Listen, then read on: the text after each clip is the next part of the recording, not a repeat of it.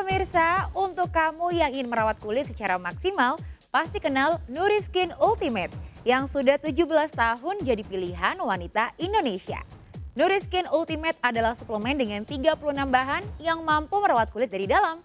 Mengandung hyaluronic acid yang merupakan one of the best moisturizer. Kini hadir dengan varian new formula yang telah diproduksi di Indonesia dengan harga yang lebih ekonomis dan sudah halal. Dapatkan Nuriskin Ultimate dan Nuriskin Ultimate New Formula sekarang juga. Bukan penyanyi profesional, namun acara Meet and Greet Bunda Korla tak kalah heboh dari konser diva pop Indonesia. Hanya saja, selebgram bernama lengkap Cynthia Korla Priscilia ini dituding merusak tatanan seni budaya Indonesia. Lantaran oleh sebagian kalangan, aksi panggungnya dinilai hanya menjual sensualitas tanpa koreografi mumpuni yang menunjukkan identitas seni budaya bangsa. Lantas seperti apa reaksi fans fanatik Bunda Korla melihat bunda yang mereka kagumi terancam dipidanakan Farhad Abbas? Mengapa tim Bunda Korla seolah ogah menjawab somasi Farhad? Dan apakah setelah kembali ke Jerman, Bunda Korla enggan meneruskan karirnya di industri hiburan tanah air? Sebelum menyimak fakta pamungkas, izinkan saya Maria Andromeda pamit undur diri dari hadapan Anda. Saksikan terus Barista, berita artis ternama setiap Sabtu dan Minggu hanya di RCTI.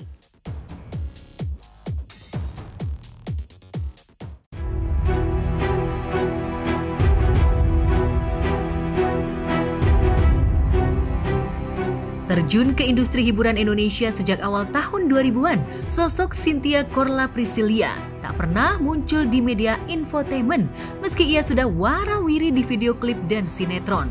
Tampil sekelebatan di video klip dan menjadi figuran di sejumlah sinetron komedi, ternyata tidak berhasil mengerek popularitas Cynthia Korla Priscilia. Tahun 2014, setelah tinggal di Jerman dan eksis mengamati panggung politik Indonesia, Cynthia yang getol melakukan siaran live Facebook mendadak terkenal. Strateginya cukup jitu. Dengan pakaian seksi, Cynthia yang mengganti nama panggilannya menjadi Bunda Korla, seperti panggilan sayang Olga Syahputra kepada dirinya, mengomentari isu politik dengan pakaian seksi, plus gaya bicaranya yang frontal, khas wanita Medan. Lain waktu Bunda Korla siaran live dengan pakaian serba ngejreng, hingga kemudian dijuluki Ratu Jreng oleh pengguna Facebook. Bun, banyak orang sekarang viral, ya, tapi tidak bisa gue lihat cukup lama seperti keviralan seorang Cynthia Korla atau Korla Cynthia. Tepatnya ya Bunda Korla aja udah. Bunda Korla. Dulu memang dikenal sebagai Ratu Jreng. Ratu Jreng. Ratu Jreng. Itu waktu zaman 2014 lagi bahas politik. Memang ya politik segitu, maksudnya orang Indonesia katakan tidak tahu bahwa kebebasan pendapat, tapi ketika kita mengeluarkan satu statement pendapat kita banyak yang nggak terima. Betul kan, orang belak-belakan bener kan? Medan, lantang, berani dan nggak takutan. Dan aku pandai mencari cara dengan berpenampilan seksi, cukup handuk sama awalnya supaya sembari aku dandan ya udah kayak hantu, biar orang tahu, biar orang lihat kalau aku cuma pakai baju sopan ngomong orang nggak denger.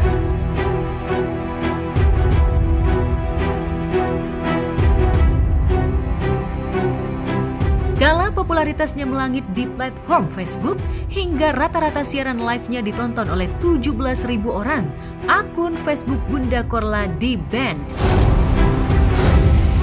Tidak mau mati gaya, di tengah kesibukannya menjadi pelayan restoran di Jerman, Bunda Korla pindah ke Instagram dan TikTok.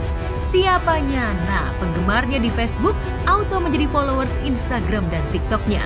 Live daily Bunda Korla pun sempat menjadi live Instagram yang paling banyak mendulang penonton, melampaui live IG Justin Bieber dan Taylor Swift. Padahal Bunda Korla hanya menampilkan kesehariannya, namun aksi live-nya itu bikin nagih ratusan ribu penggemar yang dipanggilnya anak-anak Bunda.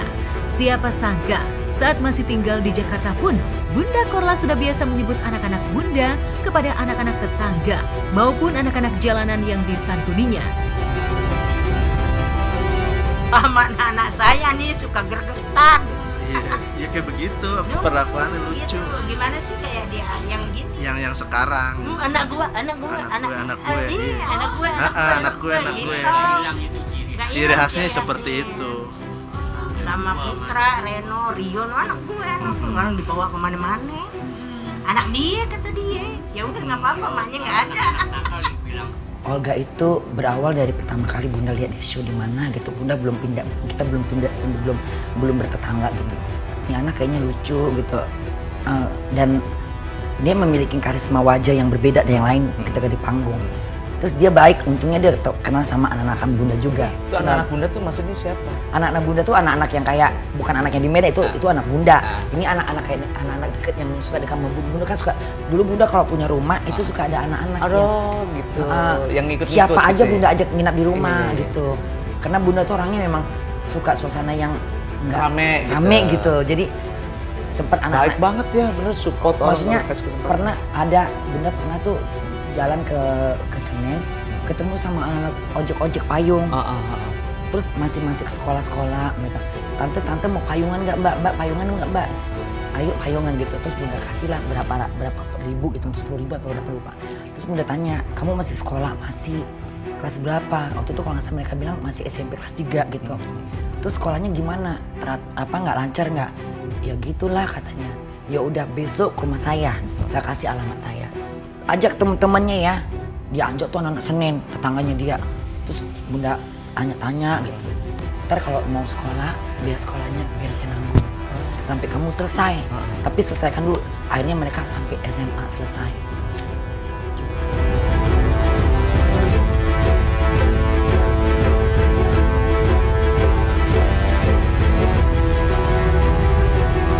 Jika rezeki tidak mungkin tertukar, maka apa yang diraih Bunda Korla sekarang adalah buah kebaikan yang ia tebar jauh sebelum sosoknya viral seperti sekarang.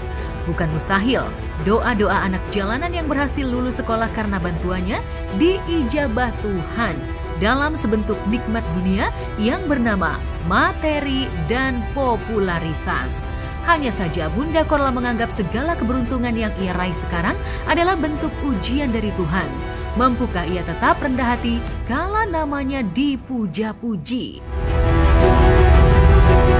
Belum siap untuk saat ini karena Bunda tuh memperjuangkan tinggal di Eropa tuh tidak semudah membalikkan telapak tangan. Jadi Bunda pikir semuanya adalah cobaan. Mungkin Tuhan kasih cobaan ini bagaimana selanjutnya. Bunda akan kembali ke Jerman. Bunda pantau dulu dengan kerjaan. Kalau memang betah ya betah di Jerman. Oh, betah di Jerman malah? Memang betah di Jerman. Satu, orang-orangnya juga enak. Itu kayak surganya Bunda. Memang gimana ya, hak asasi manusia tuh betul-betul dijaga. Betul dihargai, ini kan hak asasi ya. Mau apa seperti apa kan ada aturannya, tapi kan kita nggak melanggar hukum. Bunda Korla emang unik, ya. Jadi sesuatu yang unik memang bisa mencuri perhatian masyarakat. Ya, kalau dukungan buat Bunda Korla, saya cuma mau bilang bahwa ya Bunda tetap menjadi Bunda yang rendah hati. Semakin kesini semakin juga bisa boleh dibilang mengontrol sikap dan kata-kata gitu. Ya seperti tadi ada kalimat-kalimat yang mungkin terdengar sarkasme gitu. Tapi kalau orang yang tahu betul Bunda itu adalah bukan kata-kata yang datang dari hati, itu lebih kepada sesuatu yang bercandaan. Ya, kalau dukungan gak usah ditanya lagi, setiap hari juga aku support Bunda, dukung Bunda, ya kan. Jadi ya apa ya, karena Bunda kan nggak ada siapa-siapa di Jakarta kan, jadi ya memang aku jagain setiap hari. Akan tetapi bak selebriti papan atas setelah difasilitasi Ivan Gunawan dan pengusaha Maharani Kemala, Bunda Korla tak luput dari isu pencitraan. Semua hal baik tentang Bunda Korla kepada penggemarnya seolah berbanding terbalik dengan perilaku Bunda Korla kepada orang-orang yang pernah menemaninya di saat susah. Umiati, wanita yang pernah menampung Bunda Korla di rumahnya, merasa sedih lantaran selebgram kelahiran 4 Juli 1974 itu seolah melupakannya. Padahal saat masih single hingga menikah dengan bule Perancis bernama Oliver, Umiati menjadi tempat Bunda Korla untuk berbagi beban. Umiati pula lah yang merawat anak adopsi Bunda Korla sejak bayi hingga duduk di bangku taman kanak-kanak. Iya, dari lahir sampai di TK. Saya kepengen ketemu sama Listiana ya kakak juga ya. Bunda Korla sama Listiana. Saya cuman hanya ketemu aja deh, silaturahmi biasanya gitu. Kangen banget. Mudah-mudahan Mbak Cynthia ya dibukakan pintu hatinya, diingat sama maknya yang pernah ngurus ya, yang pernah tinggal sini, Bunda Korla. Tolong Mbak Cynthia ya mainlah sama Umi. Janjinya kemarin mana? Bilangnya mau main ke rumah. Emang benar bilangnya mau main ke Murah. Sekarang, ya mudah-mudahan terbuka. Mudah-mudahan Mbak Cynthia sehat ya, bisa ya, main ke rumah Umi Saharjo.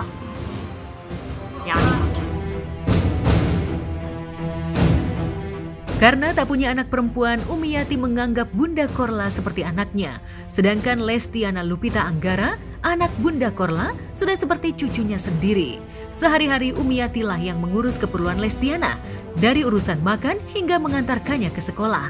Namun entah kenapa, pasca bercerai dari Oliver dan memutuskan menerima pinangan bule Jerman pada tahun 2004, Bunda Korla seolah merebut Lestiana dari Umiati. Bahkan Umiati sampai menangis ketika Bunda Korla membawa putrinya dengan alasan untuk menemui keluarganya yang mau berangkat umroh, namun tidak pernah kembali. Lestiana dititipkan kepada kakak Bunda Korla di Medan, sedangkan Bunda Korla terbang ke Jerman untuk memulai hidup baru bersama suami keduanya. Dulu mungkin pas TK, terus Bunda Korla ikut saya antar ke bandara. Akhirnya itu terbang kan, jadi mungkin di sana udah ada yang ngasuh apa kakaknya apa gimana. Setelah itu ya udah kita les kontak gitu. Tapi ibu kaget lah karena udah seperti anak sendiri kan, tiba-tiba. Di India karena sih ada anak perempuan, laki semua. Nana pulang nak sama mama. Suka saya bikinin susu. Iya, kayak orang gila deh di depan. Kayak orang gila deh di depan. Teriak-teriak. Karena kan Mbak Cynthia nggak tahu. Sendiri. Dia bilang kemarin Mi, saya izin mau nengokin keluarga umroh. Gue ingat deh umroh. Ntar juga balik lagi. Sampai sekarang nggak balik-balik. Kangen.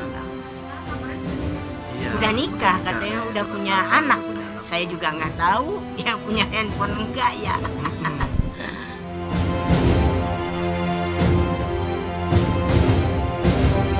Sebagai orang yang pernah dekat dengan Bunda Korla dan putrinya, Umiati tak kuasa menahan rasa rindu.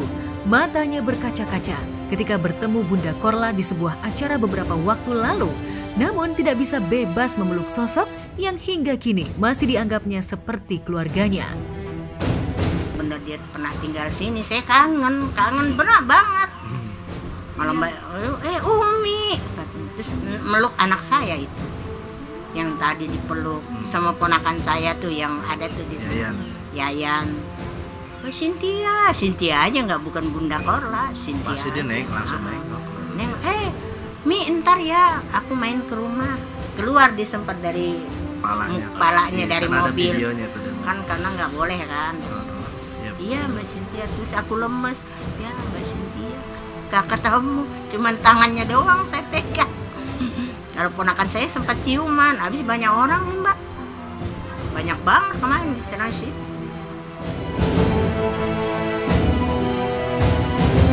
Banyak yang mengira Bunda Korla bersedia tampil di Medan sekaligus untuk melepas rindu dengan putrinya. Padahal menurut Ivan Gunawan, Bunda Korla dan Lestiana sudah bertemu di Jakarta. Benarkah Lestiana Lupita Anggara, anak Bunda Korla, sempat malu dan merasa ditelantarkan oleh Bunda Korla? Bunda memang suka anak perempuan. Nah, emang udah dikasih nih anak perempuan dalam mimpi. Tapi waktu itu memang kebangun waktu mau melahirkan tuh bangun, tunggu dokternya mau datang, tiba-tiba kesentak. Mandi gitu. Ya Allah sayang banget tuh mimpi itu. Emang anak itu udah ada kayak gimana kayak dikasih tahu deh. Ini anak gitu. Karena ketika hamil itu mimpi hamil itu udah mau dibedah gitu. Itu kayak mimpi, ya Allah kok gue mimpi beranak, mimpi hamil gitu. Kayaknya nggak lama ya udah anak ini ada gitu. Nah terus ya udah tiap hari dipantau sampai dia umur 17 tahun. Mungkin karena dia jatuh cinta, dia bilang kakak yang ngomong, Sin, anak lu udah ngebet dia pengen nikah. Dia nikah aja. Karena anak laki sama anak perempuan ribet anak perempuan. Iya benar. Iya. Kayak kita miara kucing Anggora, takut hilang aja. Besok kan di Medan, kemarin juga anak ibunda datang ke hotel ya. Anak ibunda datang ke hotel kok. Gitu. Nih ngobrol sama adikmu ini. Ngobrol lah. Sekolah nggak tadi? Sekolah lah. Sekolah.